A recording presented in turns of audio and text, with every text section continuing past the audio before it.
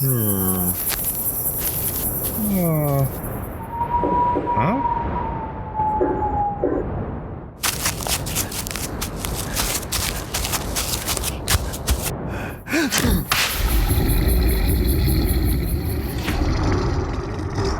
You're listening to Cryptid Clues, featuring your hosts, Taylor Field and Ruben Olson.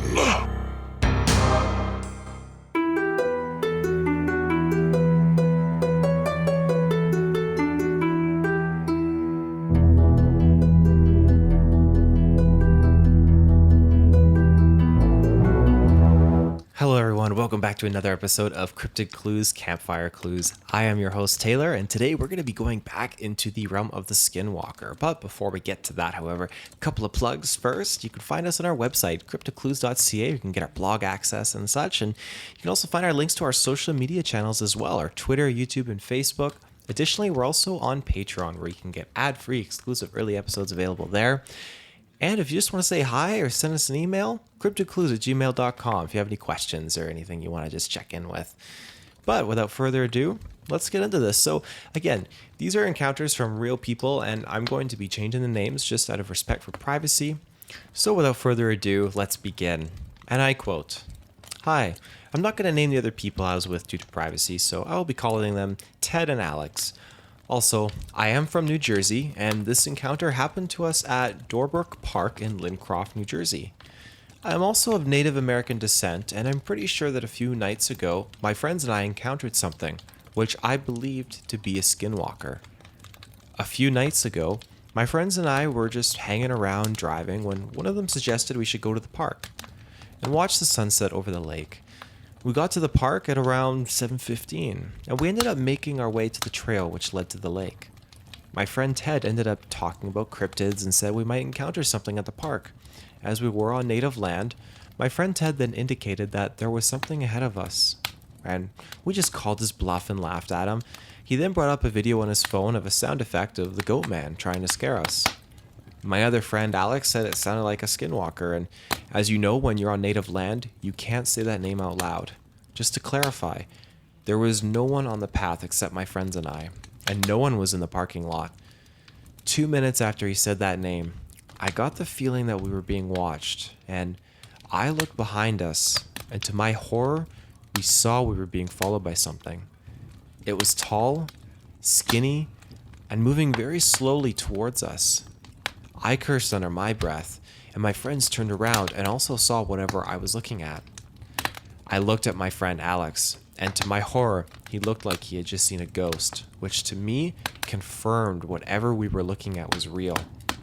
I said to them that we should pick up the pace a bit, as it seemed a little weird that this thing came out of nowhere. We saw and heard no indication of anything, no footsteps or rustling in the woods, and my friend later said to me once this thing appeared, they smelled something putrid, which in Native American lore, if you smell something putrid or disgusting, that's a telltale sign of a skinwalker on your tail. So we ended up running as fast as we could down the trail to try and lose it. When we turned around, it was still moving at the same pace very slowly. Thinking that we were safe, we started to walk at a normal speed. We're also close to a busy road with a lot of cars roaring past us. Me being curious, I looked behind us to see if the coast was clear. And to my horror, I saw that the thing caught up to us. It was now at least 100 to 50 feet away, making no sound as it moved.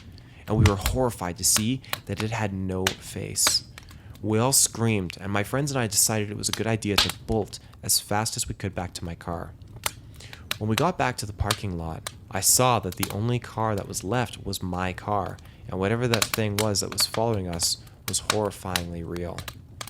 Fast forward a day later, I was walking my dogs around my house, and I saw a cat come out from the woods and start walking towards me. Me, knowing that skinwalkers can take any form, I went back inside, not taking any chances. A few hours later, I picked up my friend Ted, and we were originally going to go back to my house and play Red Dead Redemption 2, but as soon as we got back to my house, he said he felt dread. So we ended up just driving around a bunch. Fast forward a day later, he ended up telling me that whatever he saw at the park, he saw at my house. given the same description as what we saw at the park. He said it was tall, skinny, and had no face, describing the same thing that we saw at the park. So, skinwalker or creature that stalked my friends and I for a few days, let's never meet again. End quote. This thing is absolutely terrifying, but again, this is the first occurrence here that we have in this discussion. So they were all at a park, they were the last ones in here, and it gets into that kind of lore where you are not supposed to say something in a particular place. And is this a trigger word? Is this something that you just can't call upon? I think there are times where even with paranormal entities where they can be called upon if you are not exercising the proper caution with specific terminology and specific areas. So truly a very fascinating account, and I'm just glad that they got out of there. But the fact that it actually stalked them and followed the specific individual is very, very terrifying. Moving on to our next encounter, though, and I quote, "Whenever my mom would take us on a road trip to her hometown on the Navajo reservation, I'd occasionally ask her to tell me a skinwalker story along the way. I remember every story she told me was when we were driving through miles of nothing at night. Luckily, nothing ever happened to us during those drives. Anyways, this is one of those stories, and it came from my aunt. So my aunt and some of her friends used to party a lot back in the day. They'd hop in a beaten down van and drive out to the boondocks and just drink and have fun. Of course, this is all taking place on the Navajo reservation after sunset. On this particular night, that's what they were doing. Everything was good. It was all going good and whatnot, and when all of a sudden, they hear what sounds like rocks being thrown at their van. Everyone gets quiet as they wonder what the hell is going on. The sounds of rocks being thrown stops, then suddenly something jumps on top of the van roof. I should mention my family owned a white van that we would use for road trips because it had enough room for all my brothers and me. So imagine young me being told this story in a van. Terrifying. Everyone starts panicking as the realization sets in, and they hurry to lock all the doors. My aunt jumps in the driver's seat and tries to start the engine. Of course, the beaten down van then refuses to start. Whatever is on the roof is still up there, making banging noises at this point, like it's jumping up and down. My aunt is freaking out when she then sees a hand with long nails reach over the roof and start scratching the windshield. At this point in the story, my mom would take one hand off the steering wheel and scratch the windshield to simulate it. Then whatever was on the roof jumps off. Everyone is still freaking out and yelling at my aunt to start the van, and she keeps trying.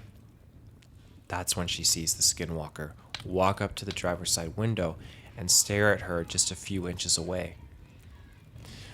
That is when my aunt jumped in the back and started praying for her life. Minutes pass and the skinwalker appears to leave. My aunt hops back in the driver's seat and gets the van to start, and off they go." End quote.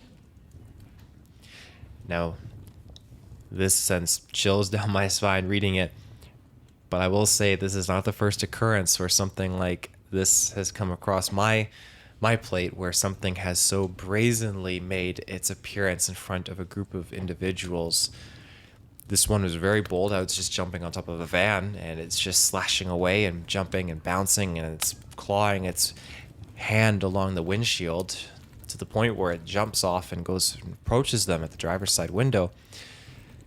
I have heard of occurrences where these things have just been hiding out front of people's properties, waiting for them to leave their homes so they can pounce on them as they walk out their front door. These things are not, for lack of a better word, dumb. They're intelligent.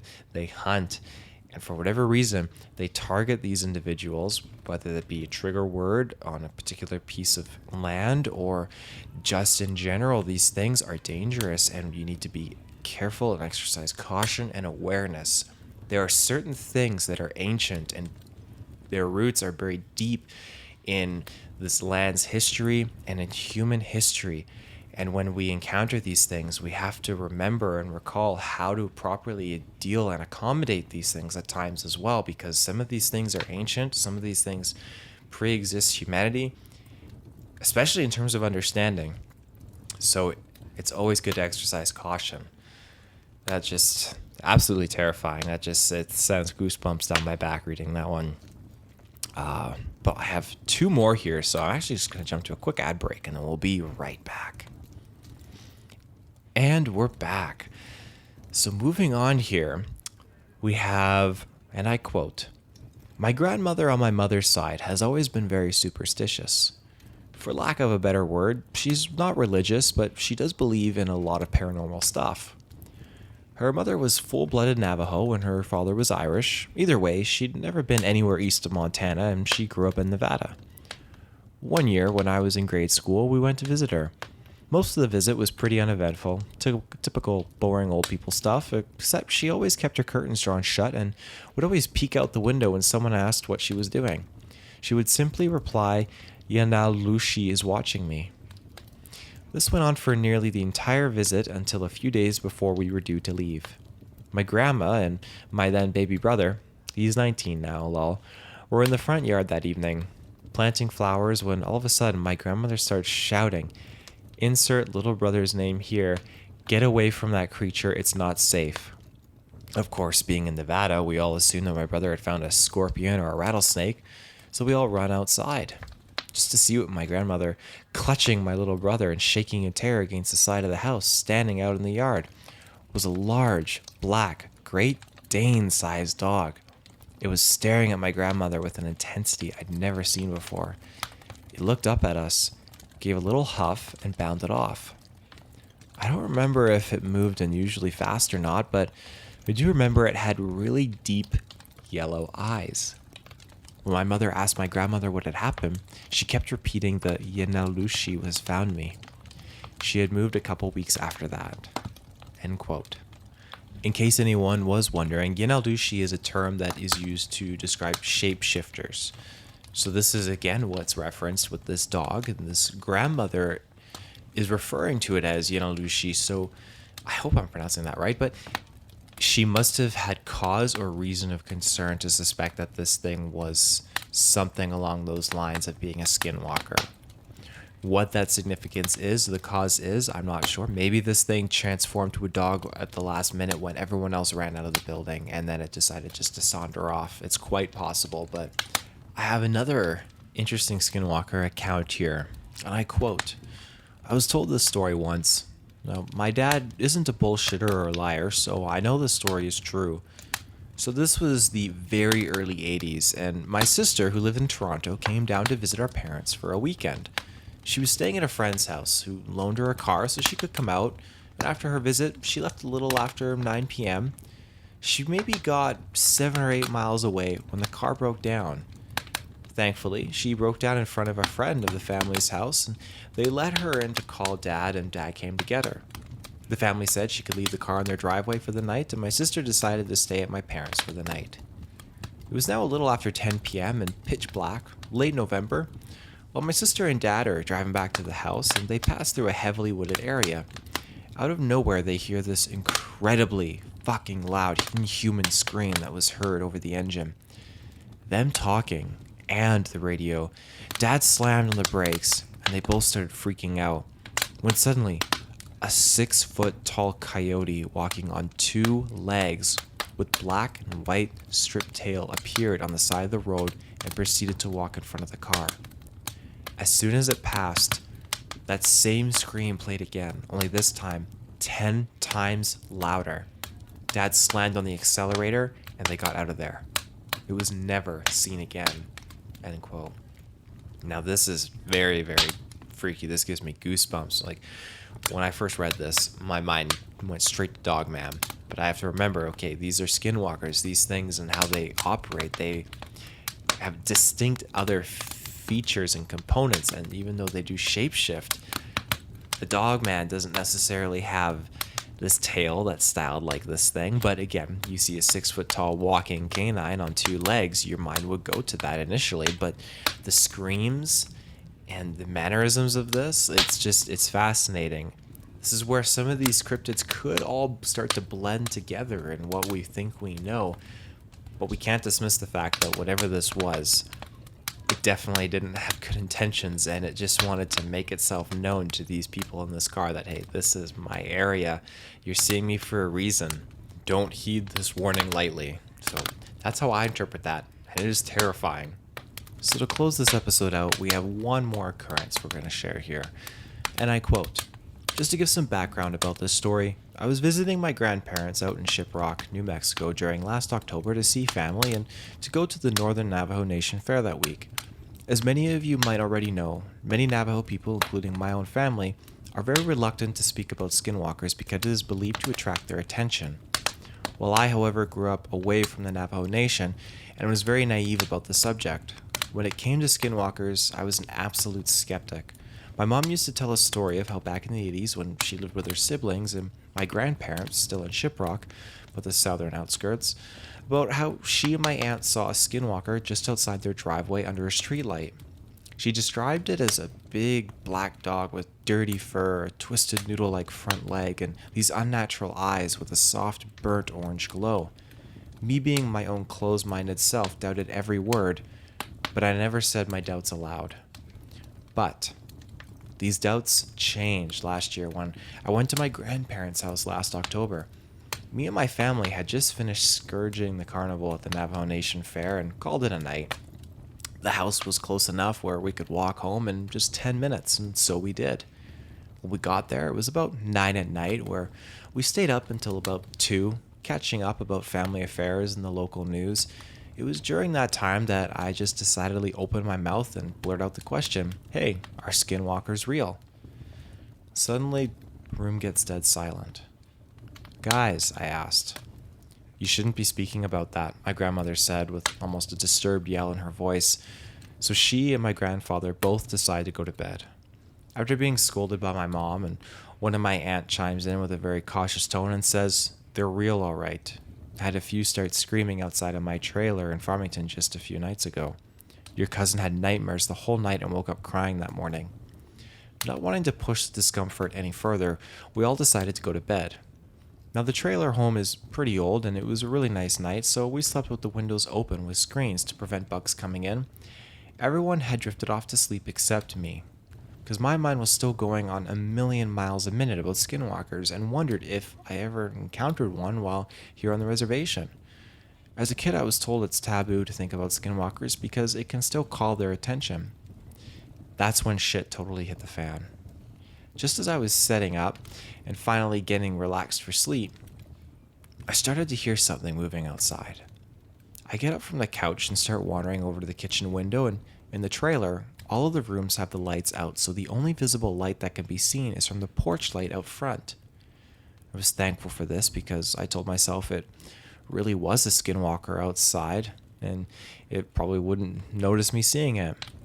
So I muster up the courage and take a quick scan of outside. From the porch light, all I can see is the dusty ground and the vehicles that my family drove along with some old metal trash cans that stood beside the road. Looking for a good 5 seconds, I wasn't able to see anything, so I was getting ready to turn around and walk back to bed thinking it was just a stray cat or something. Only having taken 2 steps, I hear what sounded like a distorted scream coming from outside. Definitely close by. Fear rising, I look outside again, and I see it. A coyote-like figure was staring at my direction from behind the cars, just outside of the reach of the porch light, only it looked awfully wrong and gave off an evil vibe just from seeing it. It was gray with very disheveled hair and a horrific orange-red soft glow came from its eyes. I got the hell out and ran back to the bedroom. It was at this moment I had begun to also notice an awful stench in the air that smelled like rotting meat. I started to try and wake up my mom, who was like, "Oh, it's almost 3 a.m. What do you want?" I immediately began in a shaken voice, "There's something scary outside." And she said, now annoyed because I woke her up, "Oh, it's probably just a stray animal or something. Animals wander all the time at night." She obviously wasn't getting the drift of what I was saying, so I screamed, "There's some Blair Witch Project shit going outside." That got her attention. "What? What the hell are you talking about?" she said. Then we heard it. The thing outside started making more of its dreadful like screams and started what sounded like thrashing outside on the ground. You hear that? That's what I'm talking about. So both her and I got back up and looked outside the window, and the coyote thing was making its way to the door. It walked with an odd limp and dragged its back right leg as if it had been handicapped. We could hear it start to scratch against the door and make this odd muffled moaning sound. My mom went and got my dad, and they both started shouting in Navajo all sorts of words, telling the thing to go away and saying it's not welcome here. Well, all this commotion was enough to get the rest of the trailer up as they came out into the hallway. The only thing my mom did was turn to them and said skinwalker, while proceeding to point to the door. Noises are still happening. Apparently, they already knew exactly what to do as my grandfather got out a handgun from the drawer and a bag of ashes. He coated a few bullets and loaded them into the gun and went straight to the door, yelling out more Navajo that was too fast for me to comprehend. He swung open the door and fired twice. Nothing. The thing managed to escape before my grandpa could put a bullet in it. That's the fastest one I've ever seen, said my grandpa. Next thing you know, my aunt and my parents are freaking out about what just happened, saying stuff like, what if it comes back tomorrow and it saw us? Does that mean we're targets now? Afterwards, my grandparents calmed everyone down, saying we'll all be fine, and we all went back to bed. Morning comes, and my grandparents call one of their neighbors and explain to them what's happened. Apparently, one of them was a medicine man. Now, he came over to bless each family member and the grounds outside. Today, I'm very convinced that what I saw was a skinwalker. I still plan on going back for visits to the family and the Northern Navajo Nation Fair. I just adamantly hope that I never have such an awful experience like that again. Now here's something else. I am going back to stay there with my grandparents for a week late next month for a cousin's graduation from high school. And if there happens to be another encounter of any sort, well, I know where to share it. End quote. This is just, again, these accounts and these stories, every time I read them, I feel like it takes not like a toll on me, but my eyes start watering and I just get absolute goosebumps on my skin when I recount these encounters, because it's just like it's striking some forgotten part of myself that's familiar with it but hasn't been exposed to it in a very long time. Again, I do believe we're dealing with things that are ancient and predate humanity in dark ways, things that are brought on by humanity through very dark methods, and these things are dangerous and unpredictable and drawn to us because I think whether it could be the fact that we have souls, it could be so many other components coming into play here as to why they are drawn to us. Aside from our basic humanity, there are things in this world that are very, very terrifying and very scary, and we just need to exercise caution and be careful.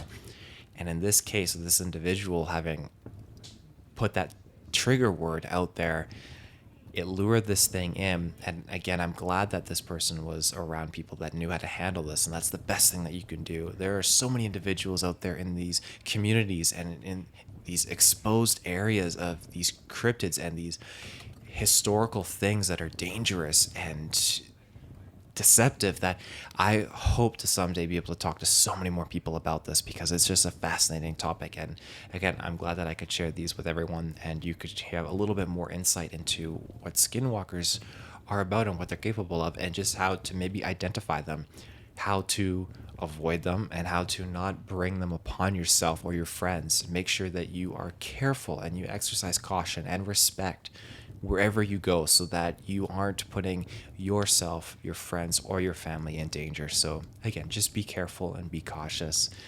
But that is all the time I have for today's episode. So I hope you enjoyed it, and I look forward to being back next week and sharing some more encounters with you all. So again, CryptidClues.ca is our main website with our blog access. You can find us on our social media channels, Cryptid Clues on Twitter, YouTube, and Facebook.